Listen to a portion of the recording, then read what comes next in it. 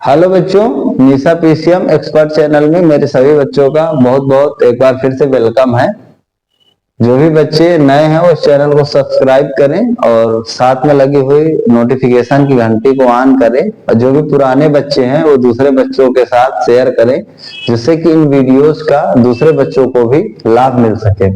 बच्चों, 10th class CBSE board maths और physics के लेक्चर है इस चैनल के माध्यम से मैं आपको प्रोवाइड कर रहा हूं। तो मैथ चैप्टर में हम लोगों ने ट्रिग्नोमेट्री कंप्लीट किया है। कोऑर्डिनेट ज्योमेट्री और मेंसुरेशन दो जो आपके चैप्टर हैं उनको हम लोग एक दूसरे में पैरेलल तरीके से पढ़ रहे हैं। तो मेंसुरेशन में मैंने कल के जो है आपको ट्राइंगल्स के एरियाज के बारे में आपको बताया था और पेरीमीटर के बारे में बताया था कि किस तरह से आपको फाइंड आउट करना है। आज का जो मेरा टॉपिक होगा वो क्वाड्रिलेटरल्स के बारे में होगा कि हम लोग किन्हीं भी जो भी हमारे क्वाड्रिलेटरल्स होते हैं उनके एरियाज और पेरीमीटर को हम लोग कैसे फाइंड आउट करेंगे। तो हम लोग क्वाड्रिलेटरल की अगर बात करते हैं तो आपको पता होगा कि जो भी दुनिया में क्वाड्रिलेटरल होते हैं वो हमारे 4 साइड्स के एक क्लोज्ड फिगर होता है। क्या होता है? जितने भी क्वाड्रिलेटरल होते हैं, अगर हम लोग इसके बारे में जानने की कोशिश करें कि 4 साइड का कैसा फिगर होता है, क्लोज्ड फिगर होता है। मतलब 4 साइडों से एक ऐसा फिगर हो, एक ऐसा डायग्राम हो, एक ऐसा ज्योमेट्री हो जो बाउंडेड हो, उसको हम लोग क्वाड्रिलेटरल के नाम से जानते हैं। ठीक है। और इस क्वाड्रिलेटरल में जो हमारे सिलेबस में है मेरे प्यारे बच्चों, वो पैरेललोग्राम आता है। ठीक है। इसी में हम लोग थोड़ा थोड़ा मॉडिफिकेशन कर सकते हैं। तो मैंने कोऑर्डिनेट ज्योमेट्री में इन सब चीजों के बारे में बता रखा है कि पैरेललोग्राम क्या होता है और रेक्टेंगल क्या होता है। तो आप वो वीडियो वहां जाके प्लेलिस्ट से देख सकते हैं। और मैंने रोम्बस क्या होता है, माइनर डिफरेंस भी बता रखा है सब चीज के बारे में। यहाँ जितना मुझको जरूरत है मैं उसके बारे में आपको बताने की कोशिश करूंगा। स्क्वायर हो गया और इसके बाद ट्रेपीजियम हो गया। इतने मेरे क्वाड्रिलेटरल आपके सिलेबस में जिनका मुझको एरिया और पेरीमीटर हम लोग कैसे फाइंड आउट करते हैं इसके बारे में जानने की जरूरत है। तो सबसे पहली बात मैं ये बताना चाहूंगा आपको कि किसी भी क्वाड्रिलेटरल का दुनिया में जितने भी आपको सामने दिख रहे हैं, अगर हमको उनका एरिया फाइंड आउट करना है तो हम लोग कैसे फाइंड आउट करेंगे। तो पहला मेरा टॉपिक होगा how to find out common formula. ठीक है। सभी के लिए जो मेरा फार्मूला क्या होता है, कॉमन फार्मूला होता है टू फाइंड आउट एरिया। चाहे वो आपका पैरेललोग्राम हो, चाहे रेक्टेंगल हो, चाहे रोम्बस हो, चाहे स्क्वायर हो, चाहे ट्रेपीजियम हो, चाहे इनमें से वो कुछ भी ना हो, नॉर्मल क्वाड्रिलेटरल हो। तो मेरे प्यारे बच्चों, एरिया फाइंड आउट करने के लिए आपको ध्यान से समझना है कि आपको एक छोटा सा क्वाड्रिलेटरल बना लेना है किसी भी प्रकार का, है ना, ABCD। अगर आपको इसका एरिया फाइंड आउट करना है तो मेरे प्यारे बच्चों ध्यान से समझना है। इसमें आपको एक डायगोनल की लेंथ पता होगी, आइदर AC या हो सकता है AC ना दे वो आपको तो कोई दूसरा डायगोनल देते। जो दूसरा डायगोनल है ABCD, उसमें BD आपको फाइंड दे दे। क्या दे दे बच्चों? BD आपको दे दे। AC ना देकर आपको क्या दे सकता है? BD डायगोनल की लेंथ दे सकता है। ध्यान से समझना है आपको। और इसमें जो है, जो जैसे इसमें आपने AC डायगोनल लिया तो जो दूसरे डायगोनल थे उसके वर्टेक्स हमारे छूटे। इनमें से आपको क्या खींचना है? इस डायगोनल के ऊपर हाइट 6 खींचना है, परपेंडिकुलर्स गिराना है। क्या गिराना है? परपेंडिकुलर्स। परपेंडिकुलर्स का मतलब बताया था 90 डिग्री होता है। यहां भी सेम उसी तरह से आप कर सकते हैं। ये आपका परपेंडिकुलर इसका होगा, ये आपका परपेंडिकुलर इसका होगा। ठीक है। अगर मान लीजिए इनकी लेंथ आपको पता है H1, इसकी H2, इसकी H1, इसकी H2। क्लियर? ध्यान रखना है, कोई भी एक डायगोनल देगा और उनपे जो आपने ने परपेंडिकुलर खींचा उनकी लेंथ देगा। क्लियर? तो एरिया जो होता है ऑफ द क्वाड्रिलेटरल वो क्या होता है? 1/2 जो ये सम ऑफ परपेंडिकुलर्स, जो आपने दोनों परपेंडिकुलर खींचे H1 H2, इनका क्या करना है? आपको सम ले लेना है दोनों का, अब multiplied by length of diagonal ले लेना है। क्या लेना है बच्चों? Length of diagonal. ध्यान रखना है एक बात को कि जो डायगोनल दे जिसकी लेंथ जिस भी डायगोनल की दे उसी पर परपेंडिकुलर आपको खींचे होना चाहिए। ऐसा नहीं होना चाहिए कि आप डायगोनल AC ले रहे हो और परपेंडिकुलर आप BD के ले रहे हो, तो आपका क्वेश्चन रॉन्ग स्टेप में चला जाएगा। ये बात आपको ध्यान रखना है। जैसे कि इस क्वाड्रिलेटरल जो दोनों है जिसका नाम ABCD है, इसका तो एक एरिया आएगा 1/2 sum of perpendicular H1 plus H2 into क्या हो जाएगा AC, और एक क्या हो जाएगा 1/2 H1 प्लस H2 उसमें भी यही है, इंटू क्या हो जाएगा आपका BD हो जाएगा। जैसे आपने ये डायगोनल AC लिया तो इस पे परपेंडिकुलर खींचना चाहिए, BD लिया तो इस पे परपेंडिकुलर खींचना चाहिए। ये मेरा कॉमन फार्मूला होता है कि किसी भी क्वाड्रिलेटरल का एरिया फाइंड आउट करना है। अगर डायगोनल की लेंथ की दी है और उस पे परपेंडिकुलर्स की लेंथ दी है, हाइट्स की लेंथ दी है, कि दोनों को प्लस करके लेंथ ऑफ डायगोनल से मल्टीप्लाई करके हम लोग 2 से डिवाइड कर देते हैं। और पेरीमीटर के लिए आपको मैंने पिछले दिनों भी बता चुका हूं कि आपको कुछ नहीं करना है। ये जो चारों साइड्स होंगी, जो भी इनकी बाउंड्री होगी जिनसे ये फिगर क्लोज्ड हो रहा है, उसको आपको क्या कर देना है, चारों को प्लस कर देना है। तो आपको क्या निकल जाएगा, किसी भी क्वाड्रिलेटरल का पेरीमीटर निकल जाएगा। राइट, तो आपको ये चीज बिल्कुल अच्छे से ध्यान रखना है कि किस तरह से आपको जो क्वाड्रिलेटरल होंगे उनका आपको एरिया और पेरीमीटर को फाइंड आउट करना होगा। इसके बाद हम लोग अब जानेंगे कि अगर हमारे पास कोई भी पैरेललोग्राम होगा तो उसका हमको एरिया किस तरह से फाइंड आउट करना है जल्दी जल्दी, क्योंकि आपको इनके बारे में मोस्टली जानकारी होगी ही होगी।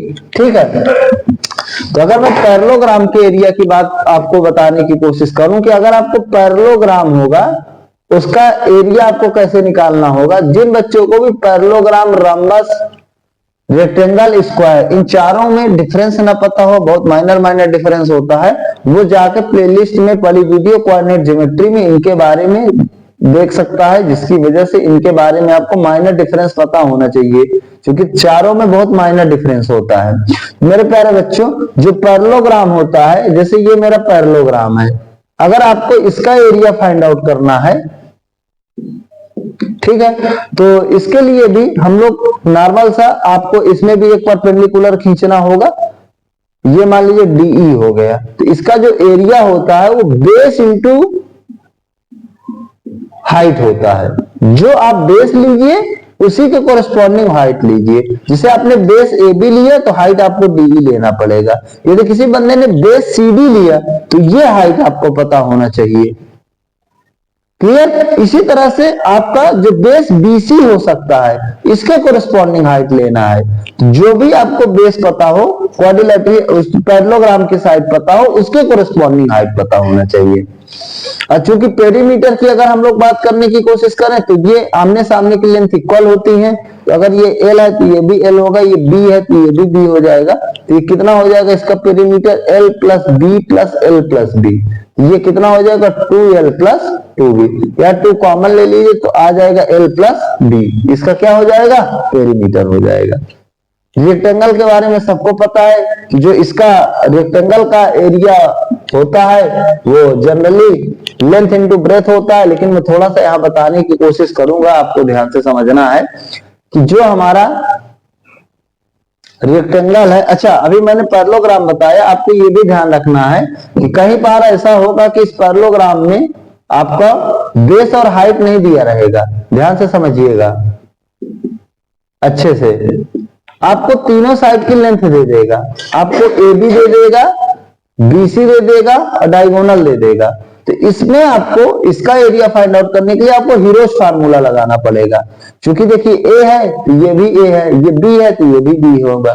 तो आपको क्या करना होगा, ये इतना टाइम से हो रहा है कि जो डायगोनल होगा इस पैरेललोग्राम को हाफ हाफ में डिवाइड करेगा। तो जितना ABC का एरिया होगा उतना ADC का एरिया होगा। तो आपको ABC का एरिया हीरोज फार्मूला से निकाल के उसको 2 टाइम्स कर देना है, तो आपको ABCD पैरेललोग्राम का एरिया फाइंड आउट हो जाएगा।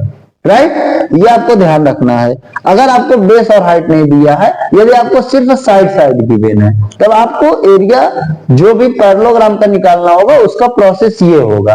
अगर अब मैं रेक्टेंगल की बात करूं तो आपको पता है कि जो रेक्टेंगल होता है उसके जो एंगल्स होते हैं मेरे बच्चों, वो हमारे क्या होते हैं, चारों एंगल्स 90 डिग्री होते हैं। तो उस केस में इसका जो एरिया हो जाएगा, नॉर्मली आपको पता है ये तो मेरी लेंथ हो जाएगी और ये उसकी क्या हो जाएगी, ब्रेड्थ हो जाएगी। तो आप लोग देख पा रहे होंगे कि जगह जगह पर हम लोग बेस इंटू हाइट, तो यहाँ बेस लेंथ है और उसकी हाइट भी है, इसीलिए इसका जो एरिया लिखा जाता है वो क्या लिखा जाता है, लेंथ इंटू ब्रेथ लिखा जाता है। और इसका जो पेरीमीटर होगा वो सेम चीज होगी, ये लेंथ होगी तो ये लेंथ होगी, ये ब्रेथ होगी तो ये ब्रेथ हो जाएगी, ये भी हो जाएगा 2l प्लस b हो जाएगा।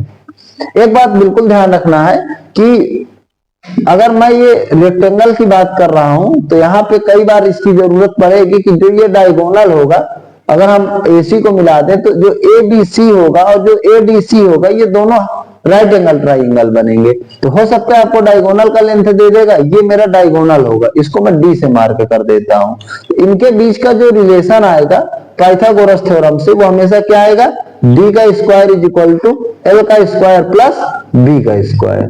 ये भी चीज भी आपको ध्यान रखना है। डायरेक्ट लेंथ ब्रेथ न देकर डायगोनल दे देगा, लेंथ दे देगा तो पहले ब्रेथ निकालना पड़ेगा, या डायगोनल और ब्रेथ दे देगा तो पहले लेंथ निकालना पड़ेगा। ये चीज आपको बिल्कुल ध्यान रखना है। और इसके डायगोनल आपस में इक्वल होते हैं, दोनों ही AC और BD, लेकिन पैरेललोग्राम के डायगोनल एक दूसरे के इक्वल नहीं होते हैं, ये बात आपको ध्यान रखना है।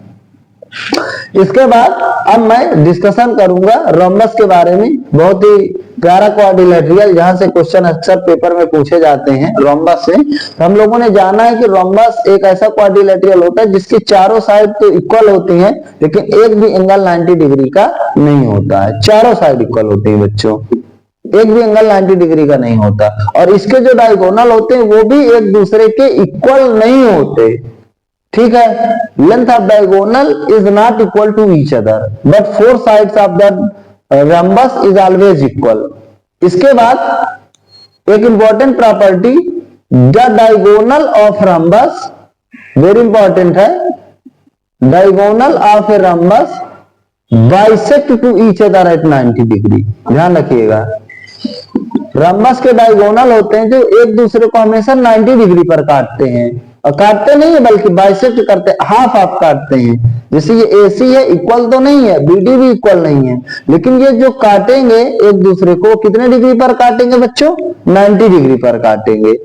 और अगर मान लो AC आपका 6 सेंटीमीटर है तो हाफ ऑफ 3 बटेगा, BD अगर आपका 10 सेंटीमीटर है तो हाफ ऑफ 5 बटेगा। ये बात आपको बिल्कुल से ध्यान रखना है कि जो डायगोनल होते हैं रम्बस को, वो एक दूसरे को 90 डिग्री पर बाइसेक्ट करते हैं, और इनकी लेंथ नॉट इक्वल होती है। जो डायगोनल की लेंथ होती है वो आपस में इक्वल नहीं होती। Length of diagonal is not equal to each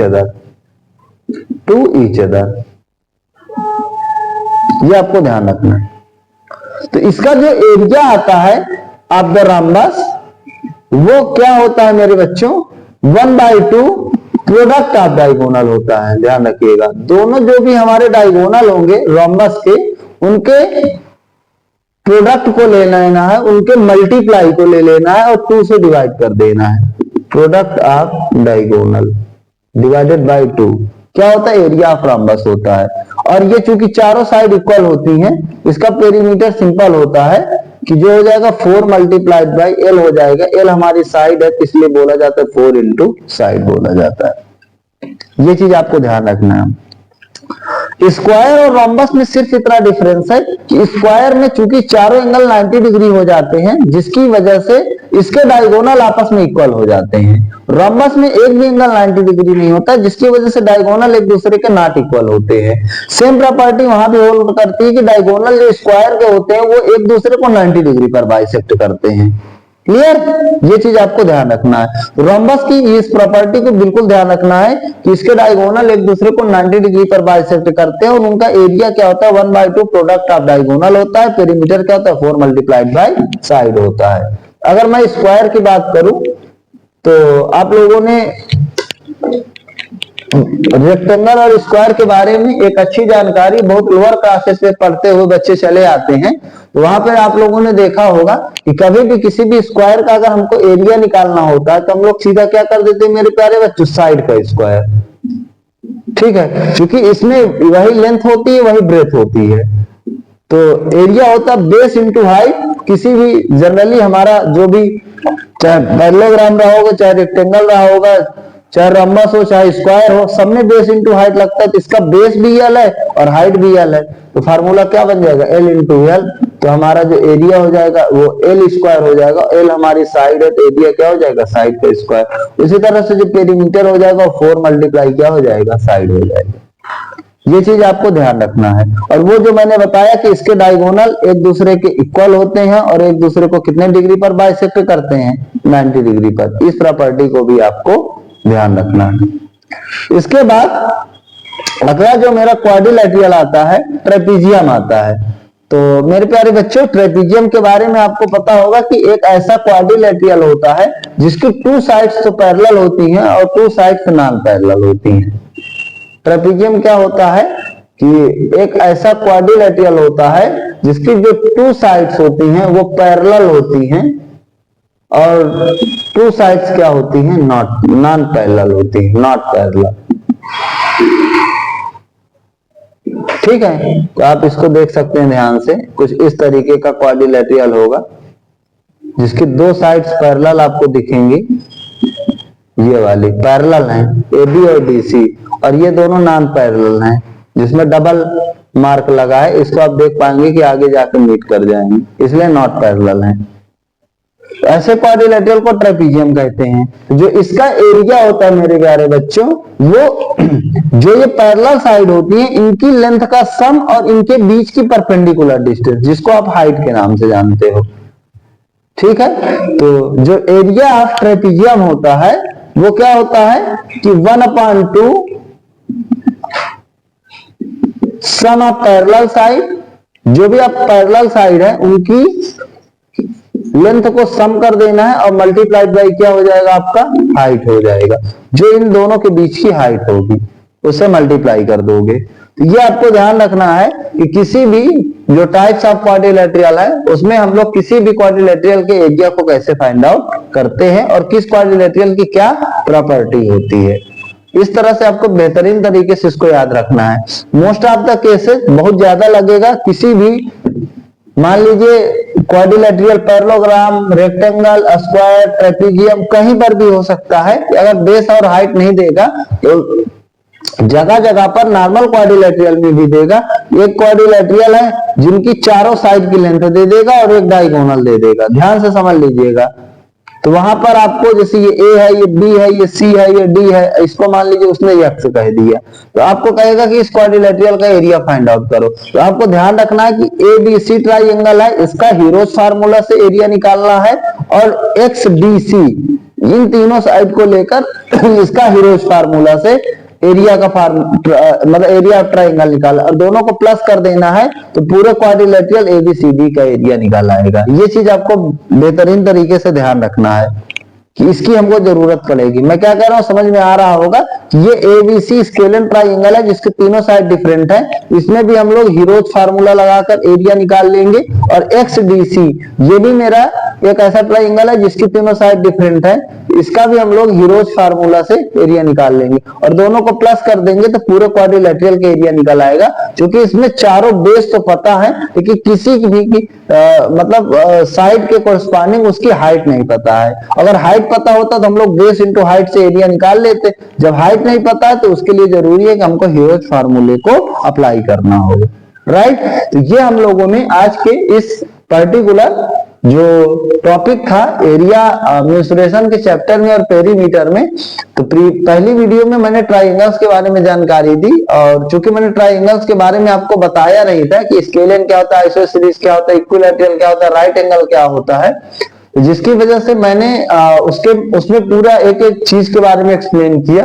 parallelogram, rectangle, rhombus, square, इन चारों में माइनर डिफरेंस क्या होता है, इनकी क्या क्या प्रॉपर्टी होती है। मैंने कोऑर्डिनेट ज्योमेट्री का जो मेरा टॉपिक था वहां पहला डिस्टेंस फार्मूला, क्योंकि वहां पे प्रूविंग पार्ट था, आइसोसेलेस प्रूव करो, रेक्टेंगल प्रूव करो, रोम्बस प्रूव करो, स्क्वायर प्रूव करो, उस चीज को मैंने बिल्कुल माइनर डिफरेंस तरीके से आपको पीछे एक्सप्लेन किया है। तो आप उस वीडियो को जाके प्लेलिस्ट में पड़ी है उसको देख सकते हैं। और यहाँ पे मैंने बताने की कोशिश की है कि क्या मुझको यहाँ पे जरूरत है एरिया फाइंड आउट करने के लिए और किसी भी क्वाड्रिलेटरल का चाहे पैरेललोग्राम हो, चाहे रेक्टेंगल हो, चाहे रोम्बस हो, चाहे स्क्वायर हो, चाहे ट्रेपेजियम है, उसके एरिया को हम लोग फाइंड आउट कर सकते हैं। इस चीज के बारे में हम लोगों ने जानने की कोशिश किया। इसके बाद मेंसुरेशन चैप्टर में जो अगला आपका टॉपिक है वो सर्कल पर बेस्ड होगा कि अगर हम लोगों के पास सर्कल है तो उसके हम लोग सर्कल होता क्या है, उसका एरिया, उसका पेरीमीटर, या हमारा मेजर सेगमेंट है, माइनर सेगमेंट है, मेजर सेक्टर है, माइनर सेक्टर है, इनके जो हमारे एरियाज है उनको हम लोग कैसे फाइंड आउट कर सकते हैं, इस चीज के बारे में हम लोगों के द्वारा डिस्कशन आप लोगों के लिए किया जाएगा। तो इस वीडियो में इतना ही। हम लोगों ने क्वाड्रिलेटरल के एरिया के बारे में जानने की कोशिश की और इसके बाद हम लोग नेक्स्ट वीडियो में नेक्स्ट टॉपिक के साथ आपके बीच मिलेंगे। आप लोगों को बहुत बहुत थैंक यू।